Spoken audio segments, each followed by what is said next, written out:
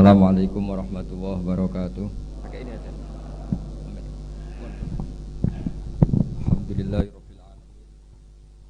Wassalatu wassalamu ala asyrofil mursalin sayyidina Muhammadin wa ala alihi wa sahbihi ajmain amma ba'du. Ini saya baca kitab teksnya Mbah Hasyim. Bismillahirrahmanirrahim. Alhamdulillahirabbil alamin wassalatu wassalamu ala sayyidina Muhammadin asyrafil mursalin wa khatamin nabiyyin wa ala alihi at-thayyibin wa ashabi at-tahirin ajmain amma ba'du. Yang saya hormati pengasuh Pondok Pesantren Tebu Ireng Kiai Haji Abdul Hakim Mahfud beserta Bunyai. Mriki wonten beberapa cucu Kiai Hasyim semuanya yang saya hormati. Dan yang saya hormati Dr. Mustain Syafi'i yang saya hormati semua, Gus Fahmi semua yang saya hormati. Saya langsung ke poin ya, bahwa orang yang sudah meninggal itu statusnya itu terserah anak cucunya, sehingga ini masalah besar. Jadi saya ulang lagi ya, jadi orang yang sudah meninggal itu dia berstatus apa itu terserah anak cucunya. Sehingga kalau anak cucu ini, kalau dalam bahasa Gus Hakim tukrosnya itu tidak dijaga, maka akan bahaya sekali. Dulu Nabi Ibrahim karena punya anak bernama Ishak. Ishak punya anak namanya Yakub. Yakub punya anak namanya Yusuf. Terus Yusuf bin Yakub bin Ishak bin Ibrahim. Yakub ini oleh orang Israel diberi gelar Abu Bani Israel. Jadi nama lainnya Yakub itu apa? Israel. Sehingga ketika beliau wafat, dan kebetulan di negara Israel itu diberi bendera Israel, dan karena Israel itu identik dengan Yahudi, seakan-akan Ibrahim itu ya pendiri Yahudi, sehingga Allah membela-bela Nabi Ibrahim dengan kata-kata maka Ibrahimu Yahudiyam wala Nasrani, karena punya cucu yang meninggal di Israel dan dikira seperti itu. Kita tahu banyak guru-guru kita yang madhabnya ahli sunnah. Kalau menurut PBNU ditambahi ahli sunnah an-nahdiyah itu. Saya tidak tahu itu tambahan itu legal apa ilegal, tidak tahu itu. Tapi kalau anak cucunya itu kubu sebelah, itu nanti ya terus gak dikholi, terus diharamkan khol. Kemudian pendapat itu seakan-akan warisan dari leluhurnya. Sehingga kalau dalam tradisi orang-orang Arab dulu, kama tasyarrafa bi Muhammadin adnan. Jadi orang itu mulia bukan berdasar mbahnya, tapi berdasar cucunya. Ini perlu dicatat ya. Bukan kayak orang Jawa, keramat munut gandul apa? Keramat. Saya yakin andaikan Mbah Zubair tidak punya putra sebesar Mbah Mun, mungkin yang datang ke kholnya juga sedikit. Orang juga nggak bahas lagi Mbah Zubair. Baru kaca punya putra Mbah Maimun, punya murid Mbah Sahal dan yang lain-lain, orang bahas lagi Mbah Zubair. Andai kan Mbah Hasyim tidak punya murid sekali bertokoh-tokoh kayak Mbah Siddiq, abahnya Kiai Haji Ahmad Siddiq, Kiai Satori di Cirebon dan beberapa kiai termasuk Mbah Dowi, mungkin orang juga gak bakas Mbah Hasyim. Andai kan orang enggak, Mbah Hasyim tidak punya putra Gus Wahid, tidak punya cucu, tidak punya menantu kayak Mbah Mak Somali yang ngarang Sorop, Mbah Muhaimin yang mendirikan Darul Ulum di Mekah, juga orang tidak akan bagi bakas Mbah Hasyim. Apalagi kalau cucunya terus kedonyan, terus pondok di pabrik, istaqobbalallahu minna minkum taqabbal ya karim.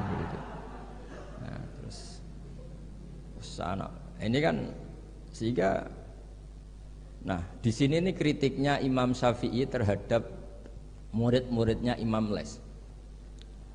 Itu tidak ada orang ahli fikih sepinter Imam Les. Imam Malik itu dalam fikihnya itu pinter Imam Les, sehingga Imam Syafi'i yang muridnya Imam Malik pernah ngendikan Al-Laitsu afqahu min Malik illa annahu doya'ahu ashabuh.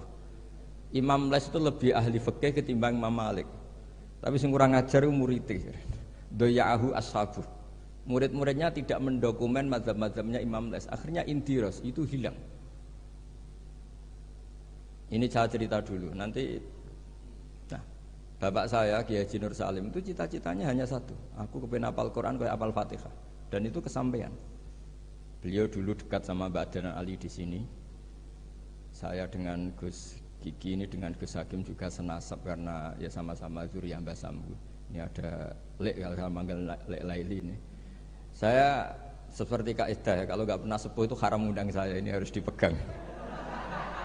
Karena ya agak kurang ajar lah, wong nggak lebih sepuh kok ngongkon itu kan nggak sopan. Jadi tapi kalau lebih sepuh ya saya nurut. Tapi begini, saya beri sekian contoh kualitas karangan. Ini yang mungkin alpa dari Mahat Ali. Ini saya tegur, betul-betul saya tegur. Dan ini niat saya baik. Saya sering neliti karangannya Said Muhammad, banyak dan saya baca. Itu selalu wasohbihi ajmain. Di sini Mbah Hasyim juga menghentikan wa ashabihi at-thahirin ajmain. Fa inna hadhil kalimata kalimatun fariqatun bainana wa bainas syiah. Fa inna nukrimu jami'as sahabah wa hum yukrimuna sahabiyan wa ahanu sahabiyan akhar. Itu harus disarai, jangan menjadi monoton ajmain. Saya ngaji di mana-mana selalu pakai khutbah yang konvensional wala ali washabi asmain. Selain males nggih khutbah sing engkek, juga agak tipikal orang engkek. Meskipun saya bisa bahasa Arab. Karena ajma ini kalimatun fariqah. Bahwa yang membedakan kita dengan kelompok itu adalah kita menghormati semua sahabat. Jika Mbah Hasyim ketika mengatakan ajmain dengan energi yang luar biasa, bukan monoton ajmain. Nah sekarang banyak santri yang bilang ajmain itu ya mergo hafalane mau ajmain. Maksudnya piye ya ora roh. Pokoke ngarepe nun rabbil alamin mursalin ajmain. Itu santri kriminal itu. Itu harus ditobatkan. Kalau saya jadi gurunya, jadi Pak Musta'in itu tidak saya luluskan di Mahat Ali. Karena ngelafatkan ajmain orang Jawa itu ora paham. Jadi ajmain itu kalimatun fariqah bainana wa bainas syiah fa inna nukrimu jami'as sahabah. Jadi semacam maklumat. Semacam apa? Maklumat. Begitu juga menyangkut sholawat. Ini ada Bul Muta'alim, kebetulan saya kaji itu An-Naur Robek. Karena itu cara saya memarahi Mahat Ali di sini nanti. Marahi itu bagus lah. Karena kadang-kadang ilmu harus disampaikan dengan marah. Tapi tidak emosi. Sayyid Zabidi ketika memaknai sholawat itu luar biasa. Sampean bisa ngecek di Fadhailus Sholawat ala Rasulillah sallallahu alaihi wasallam. Itu kalau ngendikan itu wah luar biasa. Nabi itu jadi nabi setelah Isa bin Maryam yang dituhankan. Kita tahu Isa itu solehnya masya Allah, nggak punya istri, nggak punya anak, nggak punya harta, nggak punya apa-apa. Dan kalau dipisai orang ya tidak balas, ditabok kanan dikasih kiri, pokoknya terlalu sempurna sampai dianggap anak Tuhan. Nabi itu jadi nabi itu setelah Nabi Isa. Nabi yang begitu dimuliakan sampai dianggap sebagai anak. Sehingga Nabi itu ada traumanya. Saking traumanya Nabi itu kalau dahar itu di depan umum dan duduknya agak kurang priayi. Sehingga kalau ada orang lewat yang belum iman bilang hadar rajul alladzi yas'umu annahu nabiyyun ya'kulu kama ya'kulul abdu, ini tahu orang yang mengira dirinya nabi tapi kalau makan tidak priayi. Seperti makan gaya makannya budak. Tapi Nabi dengan rileks ngendikan wa ayu abdin a'badu minhu, siapa budak yang lebih baik ketimbang keperbudakan saya. Muridan bidzalika abdullah. Beliau merasa itu sebagai hamba Allah. Tapi apa yang terjadi? Itu perlawanan Nabi terhadap status bahwa seorang Nabi itu Tuhan. Nabi melawan terus menerus. Sehingga ulamanya juga ikut mengatakan gitu. Di antara ciri khas Nabi apa? Al-a'rad al-basyariyah. Beliau harus punya sisi sebagai manusia. Karena itu bentuk perlawanan terhadap penuhanan Nabi. Yaitu zaman Nabi siapa? Isa. Akhirnya Nabi itu daharnya ya ibadah. Tidurnya ya ibadah. Nikahnya ya ibadah. Justru barokahnya Nabi nikah huwa basarun, buktinya yangkih, beliau menikah.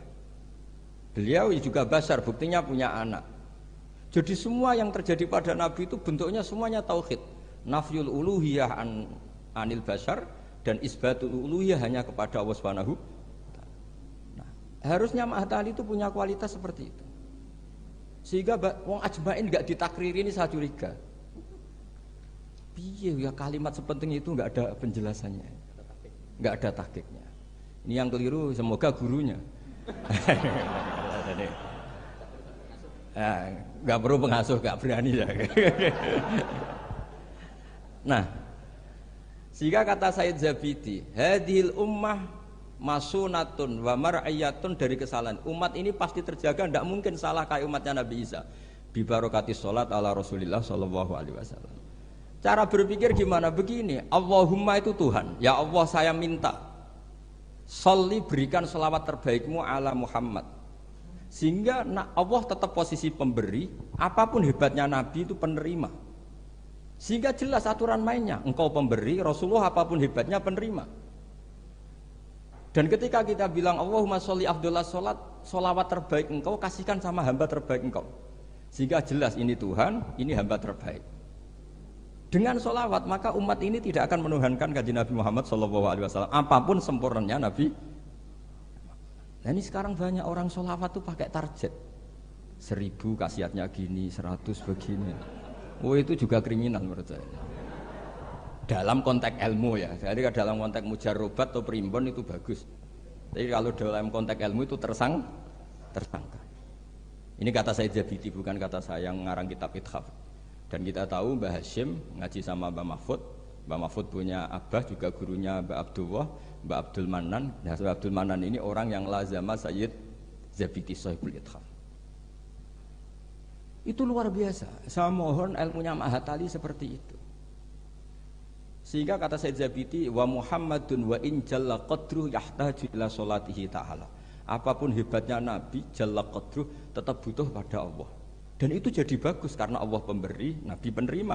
Artinya hadil ummah tidak akan terjadi penuhanan terhadap Nabi Muhammad sallallahu alaihi wasallam bi barokatis sholawat. Dengan pemahaman seperti ini. Sehingga Sayyid Muhammad kalau muji Nabi, semua ulama kalau muji Nabi pasti tidak meninggalkan kata yang ada di Burdah, dak mad da'at hun nasara fi nabihim. Wis muji Nabi sak karep-karepmu, tapi dak ninggalo sira ma ing perkara iddaat hun nasara fi nabihim. Hindari pengkultusan yang berlebihan kayak yang dilakukan orang Nas.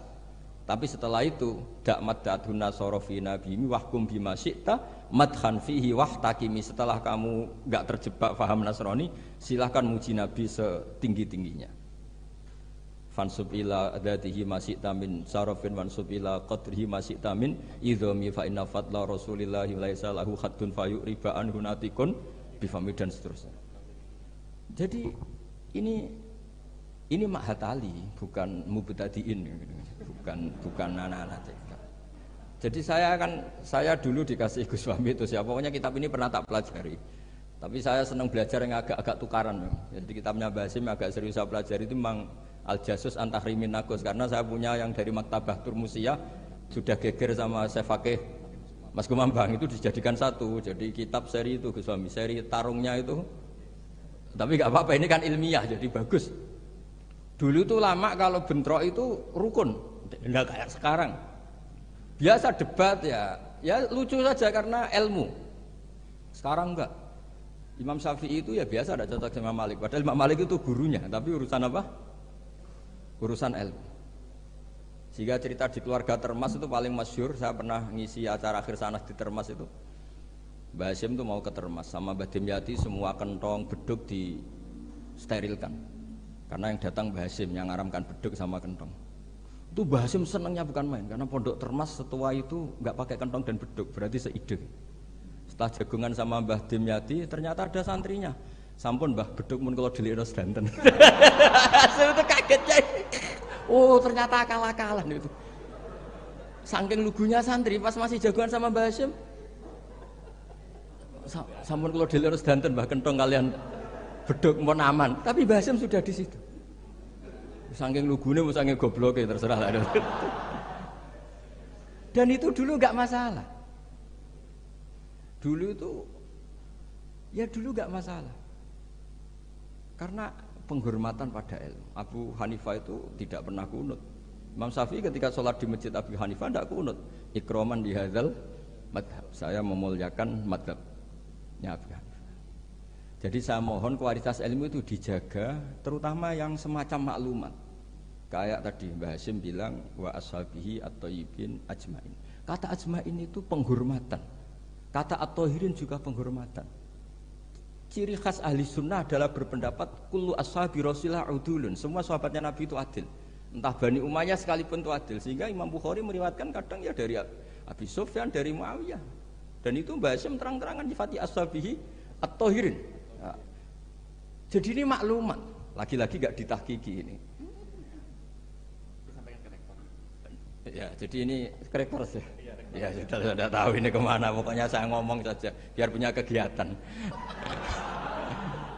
Loh, karena ini majelis ilmu, sehingga saya agak kasar lah, karena ini majelis ilmu. Jadi orang itu harus, makanya dibak berjanji itu punya kualitas luar biasa, itu juga karena maklumatnya. Misalnya ada orang yang memahami mbah-mbahnya Nabi itu begini, dijawab oleh dibak berjanji oleh Simtudurar bahwa mbah-mbahnya Nabi luar biasa. Wa kaifala wa sayyidul akramu sallallahu alaihi wasallam wasitatuhul muntaqah. Nabi itu orang suci, enggak mungkin berpindah-pindah ke rahim yang najis. Nanti Nabi ikut mutanajis. Jadi walam yazalillahu subhanahu wa ta'ala yang kulunin wa aslabi tohiroti ilal arhamis tohiroti sakit hatta akhrajan yawah min baini abawaya wa huma lam yaltaqiya ala sifahin qad hafidhal ilahu karomatan di Muhammadin abahul amjada sonal ismihi tarakus sifaha falam yusim. Itu maklumat saratun saronurun nubuwati fi asari hurorihimul bahaya wa badara badruhu fi jabini jadihi abdil muttalibi wabnihi. Semua itu maklumat. Sebuah karangan kayak Mbah Hashim itu harus semuanya maklumat. Jadi ketika beliau Mbah Hashim menghentikan adabul alim, orang alim itu banyak, tapi harus punya adab. Jadi orang dulu itu kalau ngendikan kualitasnya itu luar biasa. Ya hanya sederhana sebenarnya bilang ajmain, tapi kualitasnya luar biasa.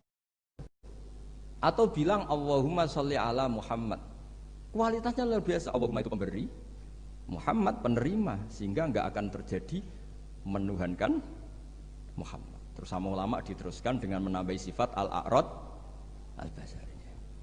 Jadi dugaan saya dan saya berkeyakinan Nabi Muhammad ketika dahar di depan umum dengan Nabi Isa yang sedang sholat itu afdol Nabi Muhammad sedang dahar, karena dengan dahar itu ada nafsur rububiyah. Beliau memaklumatkan diri bahwa saya tidak Tuhan. Nah, ini di sini kenapa Allah muji Nabi Muhammad kadang dengan pujian yang sederhana. Wa ma arsalna qablaka minal mursalina illa innahum la ya'kuluna at-ta'ama wa yamshuna fil aswaq. Karena akluhum at-ta'am adalah maklumat bahwa beliau-beliau tidak Tuhan. Karena sampean sing mangan kan mergo lesu. Gak jelas untuk apa, atau mumpung gratis. Gak ada ibadahnya sama sekali gitu. Gak ada ibadahnya sama sekali.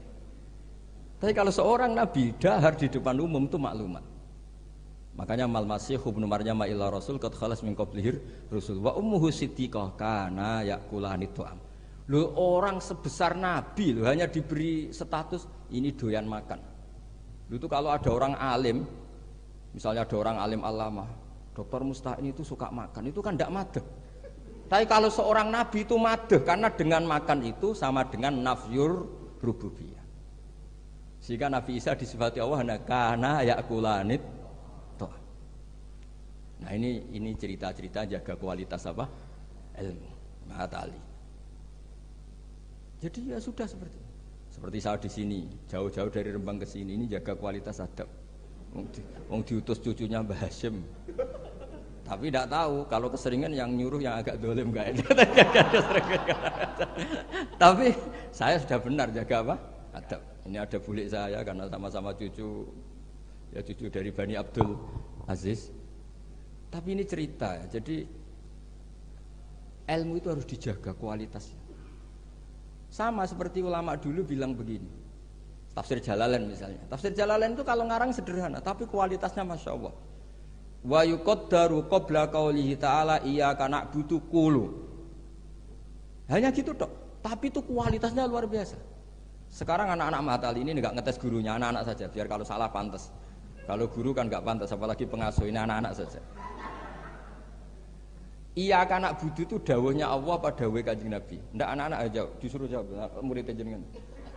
Iya anak budu itu dawuhnya Allah pada dawuh Kanjeng Nabi. Itu kalau Quran itu dawuhnya siapa? Kalau itu dawuh Allah, Nabi, Allah ngendikan itu kepada Nabi, problem enggak? Kepadamu kami menyembah. Problem enggak? Problem. Untuk menghilangkan problem itu sebetulnya sebelum iyaka itu ada kata kulu atau kul. Muhammad, kamu harus mengatakan iyaka na'budu. Bukan Allah langsung ngendikan kepada Nabi iyaka na'budu. Kalau begitu maknanya berarti aku nyembah kue. Fatal enggak? Fatal. Jadi kelihatannya hanya sederhana, wa yuqaddaru qabla qaulihi ta'ala iyyaka na'budu qulu. Karena hanya dengan cara itu makna menjadi sah. Yaitu Nabi dilatih Allah Muhammad katakan iyyaka na'budu. Akhirnya Nabi menirukan iyyaka na'budu. Memang iyyaka na'budu dawe Allah, tapi yang dilatihkan untuk Kanjeng Nabi. Jelas nih. Nah itu cara jaga kualitas apa? Jadi hal-hal yang kecil itu. Begitu juga koma atau fasal. Alhamdulillahilladzi anzala ala abdil kitab wa lam yaj'al lahu iwaja qayyima.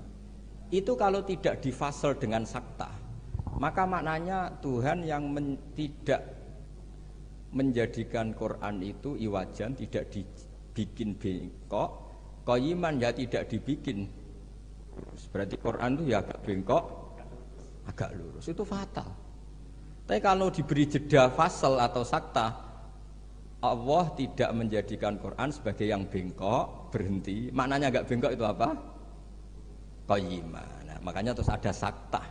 Karena dengan sakta itu qayyimah menjadi penjelas lam yaj'al iwaja.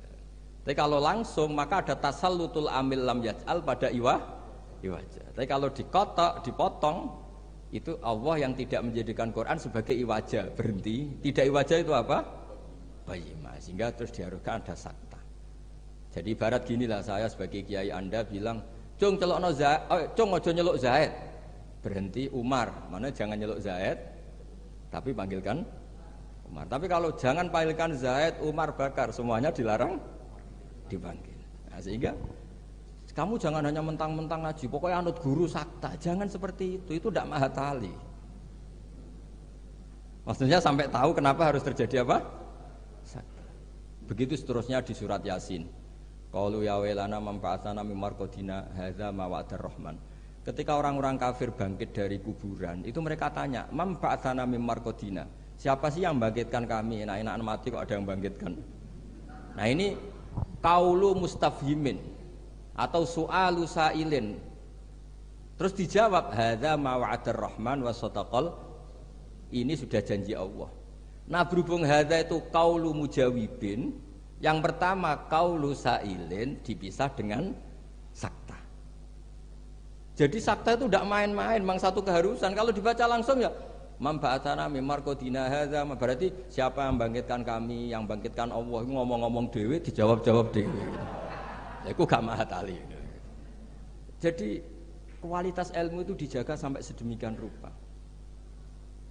Nah, makanya saya baca An-Naur Robe itu luar biasa ketika Mbah Hashim memberi warning, ilmu itu dijaga kualitasnya per item, per huruf. Karena kualitasnya ilmu ya di situ itu. Ya saya ulang lagi, kualitasnya ilmu di situ. Sama-sama mengatakan ajmain. Tapi kalau mengatakan orang sekali Said Muhammad, sekali Mbah Hashim, sekali Mbah Mun, Mbah Karim, Mbah Maksum Ali itu maklumat. Iki lho cung ahli sunnah. Ciri khasnya apa? Ikramu jami'is sahabat. Ketika Mbah Hashim menyebut wa ala alihi at-thayyibin, beliau jelas di konon ahli sunnah wal jamaah wa nukrimu ahlal. Jadi ya bikin mukaddimah sekaligus maklum. Nah ini yang mungkin orang terus nganggap itu monoton. Ini yang kita sayangkan. Sebenarnya kalimat-kalimat itu kalimat maklumat atau kalimat jati diri. Dan seterusnya. Ini yang terakhir. Ini kan alhamdulillah ada pelaturan di atas jam 9 nggak boleh. Jadi ini melanggarnya jangan lama-lama nanti. Bebas melanggar. Saya mohon sekali kualitas ilmu itu dijaga. Nah, terus tentang penulisan Gus Isom, saya alhamdulillah pernah ketemu beliau ketika saya dulu makili Pondok Anwar di Pondok Lirboyo. Pas itu Gus Isom sudah senior di Lirboyo. Jadi saya pernah ketemu Gus Isom Hadik di Lirboyo. Jadi tahu betul lah beliau orang alim dan ceria dan sangat suka mendokumenter. Termasuk dokumen itu pernah naskah itu ditemukan di Rembang. Karena dulu teman-temannya Mbah Hashim itu banyak yang di Rembang. Mungkin Gus Hakim suatu saat juga harus melihat naskah beliau yang ada di buyut saya. Saya punya buyut kandung namanya Kiai Fauzan. Itu dulu teman dekatnya Mbah Hasyim. Itu ada tulisan-tulisan tangannya siapa? Mbah Hasyim. Jadi buyut saya di Lasem itu namanya Mbak Idrus. Idrus itu bin Umar. Ini yang Umar bin Arabi sama dengan nasabnya Ki Hamid Pasuruan. Mbak Umar ini punya istri namanya Maimunah. Ini binti Abdul Aziz. Karena Mbak Maimunah itu saudaranya Mbah Bedowi. Nah, buyut saya kandung itu Mbah Maimunah itu punya anak namanya Idrus, itu punya istri namanya Sofia. Nah, Sofia ini yang orang Kudus. Sofia punya adik Badi'ah yang melahirkan Mbah Sahal itu.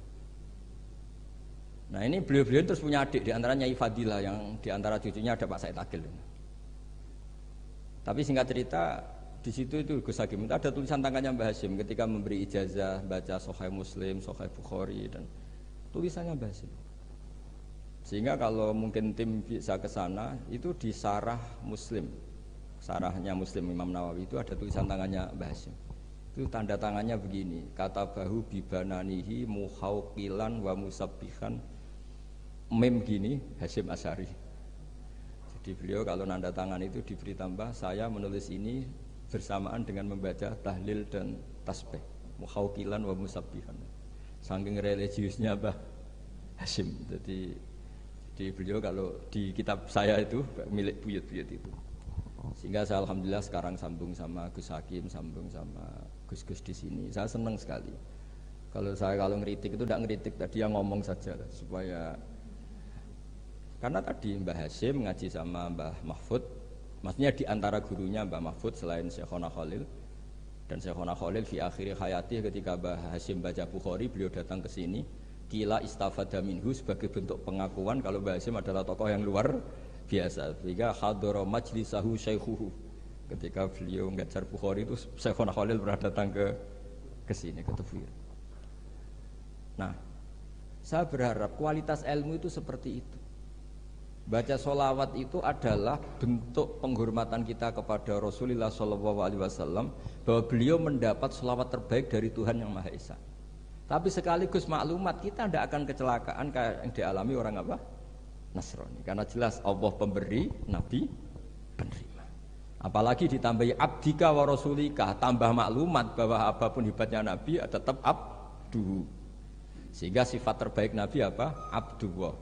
Sehingga ketika peristiwa Mi'raj sedahsyat itu Allah nyifati subhanalladzi asra bi abdihi. Nah, dengan cara-cara seperti itu kita menjaga kualitas ilmu. Tapi kalau kita tidak mengingatkan itu, ya dikira itu lafaz yang monoton, yang copy paste, yang klise, yang biasa. Maka ini sebelum saya ngakhiri ini, saya baca yang An-Na'u. Ini kitab saya yang beda sama halamannya mungkin sama jenengan, tapi nggak apa-apa lah. Apa? Enggak, yang anak-anak kan punyanya yang ini. Anak-anak punyanya yang apa? Yang dimiliki anak-anak? Oh, ya kalau yang di cetakan Irsadusari itu halaman 46, tapi kalau yang di cetakan ini pokoknya ikutnya An-Naw'ur Rabi'. Tidak, supaya ngerti betapa Mbah Hasyim ingin santri-santrinya itu detail.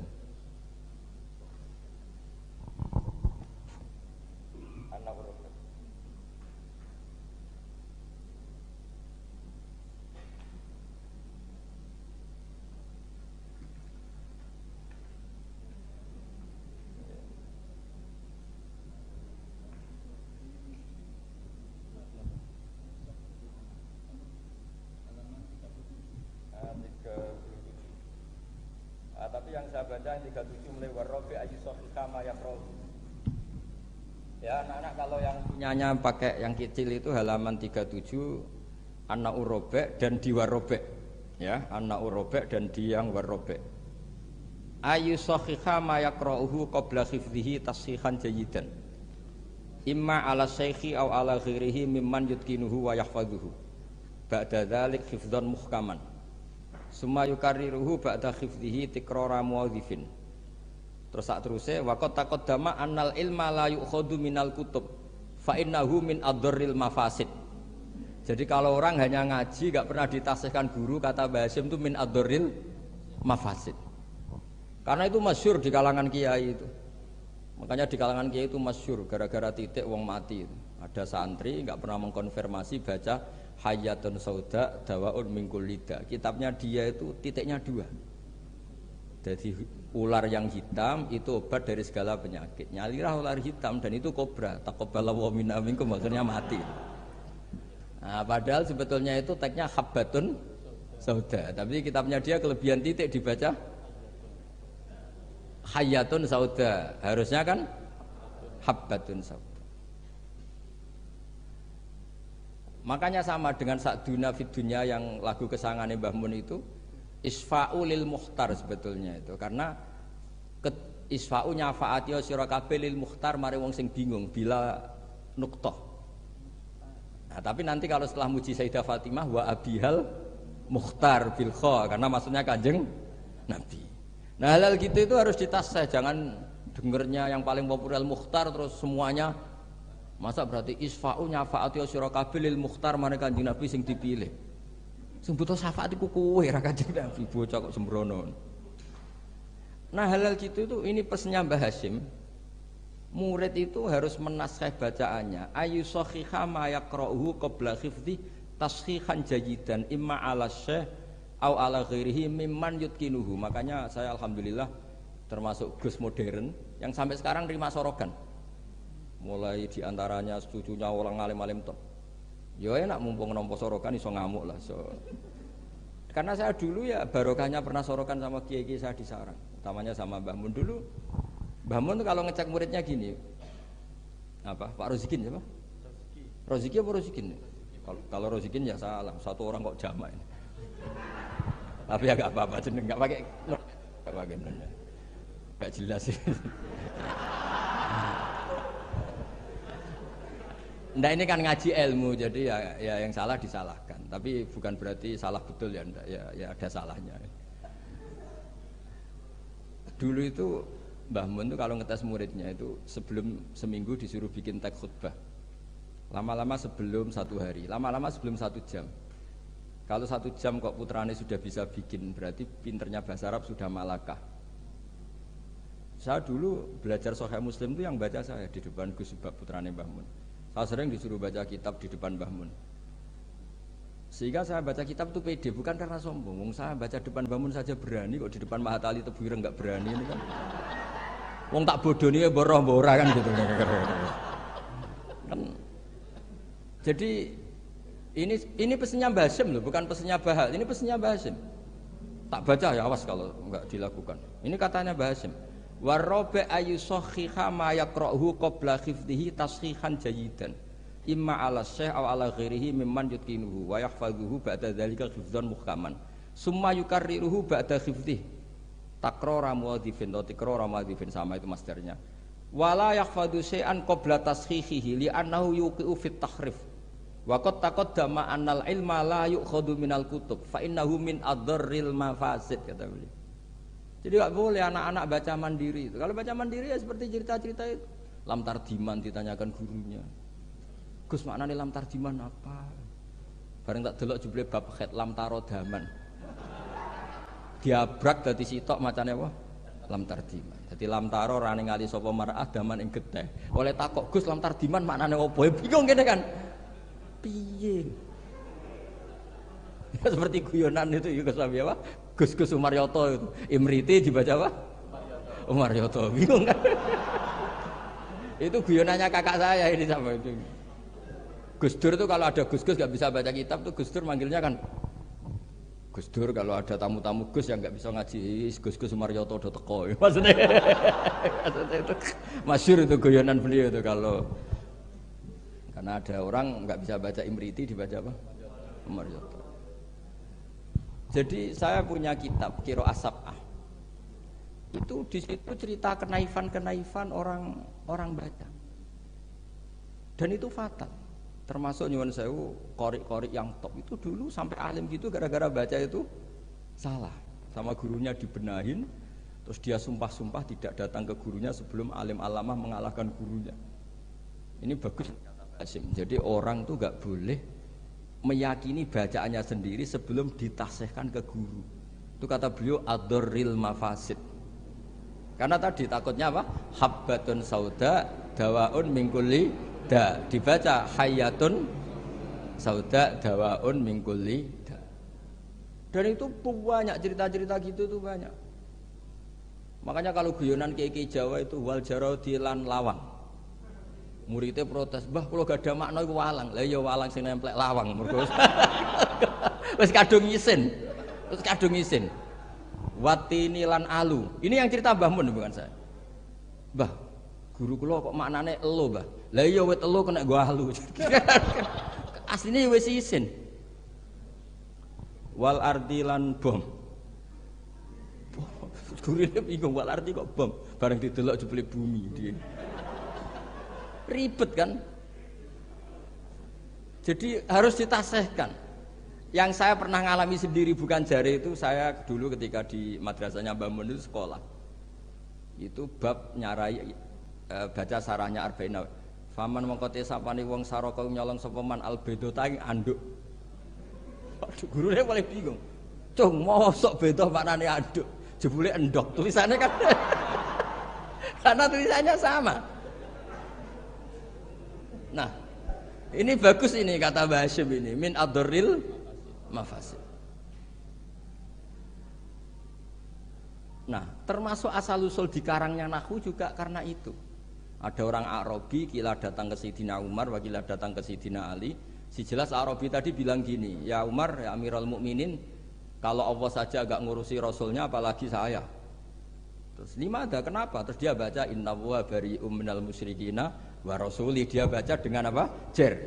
Berarti Allah tidak ngurus orang musyrik juga agak ngurus Rasulnya. Terus masyhur tuh Sayyidina Ali ngutus Abul Aswad Ad-Du'ali kila Yahya bin Ya'mar disuruh ngarang bab ataf. Jadi pertama nahwu dikarang itu bab ataf. Nah, ternyata Abul Aswad Ad-Du'ali juga punya trauma. Sebenarnya kan bacanya wa rasuluh menjadi istinaf. Inna wa bari'un minal musyrikin wa rasuluhu yubari'un aidon itu. Nah, Imam Abul Aswad Ad-Du'ali juga punya trauma. Putrinya itu yang masih muda, masih anak-anak, ketika mengagumi perbintangan bilang ma ahsanus samai. Terus Abul Aswad Ad-Du'ali jawab ya nujumuha. Karena dengan dibaca seperti itu maknanya menjadi pertanyaan, langit itu yang baik apanya, Bah? Ya nujumuha. Allah innama ajibtu min husniya, saya ini kagum langit begitu baik. Mestinya bacanya ma ahsanas sama, duhai begitu indah. Tapi dia bacanya ma ahsanus samai. Jadi artinya kalau bacaan nggak benar itu ya tadi min aturil mafas. Jadi ini pesannya Mbah Hasyim. Jadi kata beliau apa ini waqad taqaddama annal ilma la yukhadhu minal kutub fa innahu min aturil mafasid. Makanya nyuwun sewu sampai ada aliran wahdatil wujud, ada aliran-aliran menyimpang. Kadang takbirnya ya ada di Ihya, di Futuhat Makkiyahnya Ibnul Arabi. Tapi mereka baca tanpa guru sehingga ditakwil dengan khayalnya sendiri. Makanya man ta'alama bila sayhin fasayfuhu syaitan. Jadi Mahatali sini harus ekstrim. Jangan main-main. Ini fatwanya Mbah Hasyim menyebut min adorril mafasid. Bayangkan kalau gurunya min ba'dil mafasid. Wah, itu kan malah fatal lagi kan? Minal fasid akhoda minal fasid wa akhoda minal fasid. Nah, dikira induannya juga pas. Makanya kembali tadi statusnya Mbah itu terserah anak cucunya. Terus saya pernah Gus Hakim itu pernah saya di Palestina apa Israel lah terserah istilahnya. Ke makamnya Nabi Dawud itu nangis loh. Karena mereka bilang King David dan dikemuli bendera Israel. Ya coba misalnya ndak ada Quran, kita ndak punya Quran, pasti bilang Nabi Dawud itu Yahudi dengan atribut seperti itu. Ya dengan atribut seperti itu. Makanya Nabi Ibrahim itu luar biasa karena bejo di cucu Nabi Muhammad SAW yang dapat Quran yang membebaskan Ibrahim dari tuduhan Yahudiyah maupun Nasraniyah. Terus diumumkan maka anak Ibrahim Yahudiyah wala Nasraniyah. Loh kenapa sampai ada ayat itu? Karena Nabi Ibrahim itu dikelola mereka. Berarti disetatuskan oleh mereka dan mereka itu Yahudi. Artinya nasib anak cucu, nasibnya mbah sudah meninggal terserah anak cucunya. Misalnya nyuwun sewu loh. Mbah saya itu misalnya orang alim. Wong alim biasanya kan rodok keramat lah. Biasanya terus tanah ya. Memang buyut saya tanah ya. Mbah Hasyim juga tanahnya banyak. Mbah Wahab juga tanahnya banyak. Terus anak putune ora iso ngaji, orang nganggep iku barokatul ilmi, dhisik mbahku iku kedonyan, mulane warisane akeh. Ya ribet loh. Ribet gak kira-kira? Ya dia ndak punya ilmu, mau apa coba? Mbahku dhisik kedonyan, kerja keras, buktine warisane akeh ya ana sapi, ana pitik. Berarti mbahku penggemar pitik. Ribet. Tapi nak ngaji, mbahku seneng pitik, mergo suarane pitik ku tasbih. Mbahku seneng sapi, sapi ku an'am. Guling-giling nikmati Allah. Lho Mbah Mun nganti sepuh itu masih punya wedhus sing rumah tuh kanca kula, nganti sepuh wedhuse kathah. Mergo mamin nabiyyin illa wa qatra al-ghanam, ndak ada nabi kecuali. Nah, artinya apa? Nak misalnya anak puture ngalim, kan mesti ditampil ngono. Jebule abahku seneng wedhus. Jadi gara-gara alim kan mesti macane nganggo ilmune. Wah, Mbah Hasyim mau pinggir pabrik gula, jadi cara berpikir ekonomis, golek daerah, ya ribet. Lah kok Mbah Hasyim mondok Mekah jare, Mbah Hasyim seneng plesir, buktine taune Mekah, ribet. Mbah Agep kerja ning Bin Laden, wah ribet. Jadi Mbah iku nasibe gantung. Nah, ini melani Gus Isom luar biasa, beliau ya tadi seperti kata tadi nulis terus diurip-urip meneh. Hidung ya jelas ya. Wong ini ngamuk sinten ya ora jelas, pokoke ngomong ngono ae sus. Kowe salah paham yo karepmu ora karepmu, pokoke niki ikhlas wonten mawon pokoke. Mboten maksud kula niki kula nderek Gus Hakim dikek hak ngamuk, dadi ya sudahlah. Ngamuk itu butuh majelis. Jadi ya memang seperti itu. Coba nyuwun sewu beberapa orang top. Itu kan yaminna. Orang tahu semua lah, Sarah itu istrinya Nabi Ibrahim. Itu sak dhuwure bunyai, zaujatun Nabi. Tapi sing wani nganggo jeneng Sarah itu rata-rata wong non muslim. Akhirnya seakan-akan Sarah itu figur yang non. Boleh sekali-kali neng-neng itu anaknya jeneng anu Sarah. Ben bunyai Sarah. Sing mulang kitab Sarah. Ikuti kata bunyai. Dan ya lu yo Nabi. Gara-gara yang pakai mereka seakan-akan ya kubu. Mereka boleh sekali-kali Gus-Gus jenenge Daniel, Yusua, Yesa. Jadi status itu karek anak putu. Jadi ini cerita makanya kama tasyarrafa atau kama takarrama bi Muhammadin Adnan. Jadi Sayyid Adnan itu mulya gara-gara dia putu sing jenenge Kanjeng Muhammad sallallahu alaihi wasallam. Sehingga orang nyari-nyari Muhammad kok iso top ngono iku anake sapa sih, bae sapa sih, buyute sapa. Sama, orang kayak Mbah Hasyim itu dicari-cari, Mbah Hasyim itu turunan mana sih kok sampai stop gitu. Akhirnya diketahui Hasyim bin Asy'ari bin Wahid terus bin Anusarwan bin siapa sampai Mbah Sambu dan sebagainya. Itu versi catatan yang di dokumen Nasem.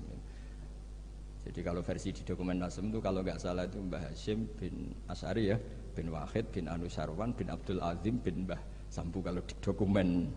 Tapi saya tidak tahu dokumen yang di sini. Atau sama-sama tidak tahu ya tidak tahu saya. Pokoknya malah ini kan ribet kan ini kan. Tapi ini cerita ya. Jadi makanya ketika saya diminta saya supaya hafal Quran itu bapak saya itu kalau ngendikan itu sederhana. Hak, kowe iku nak iso ya hafal Quran, aku babahmu hafal Quran. Nek ora hafal Quran anakmu luwih di alasan gak hafal Quran. Jadi misalnya saya cucu Mbah Hasyim kok gak ngalim, anak pirang ngalim mesti nak bapak ya ora alim. Gampang. Jadi terus bikin generasi, misalnya saya ada hafal Quran kan anakku gampang, hafal Quran niru bapak, keren. Jadi walhasil nasibnya Mbah ini karek anak. Makanya masyhur banyak ulama yang enggak dikholi bahkan mengharamkan khol karena anak cucunya enggak yang berpendapat disyariatkannya apa? Khol. Nah, itu. Jadi menurut saya peristiwa Nabi Ibrahim itu peringatkan ke kita maka anak Ibrahimu Yahudiyah. Masa seorang nabi kok terlintas itu Yahudi kan enggak mungkin. Tapi masalahnya ada namanya Yakub, itu nama lainnya Israel. Sebenarnya Nabi Yakub juga ada Israel dengan makna Zionis ya enggak. Tapi tahu-tahu ada sebuah sistem yang seakan-akan seperti itu. Akhirnya Allah membuat tabri'ah maklumat bahwa Ibrahim disebegitukan itu tidak benar. Karena tadi sejarah orang yang meninggal terserah yang hidup. Ya, ngoten mawon. Assalamualaikum warahmatullahi wabarakatuh.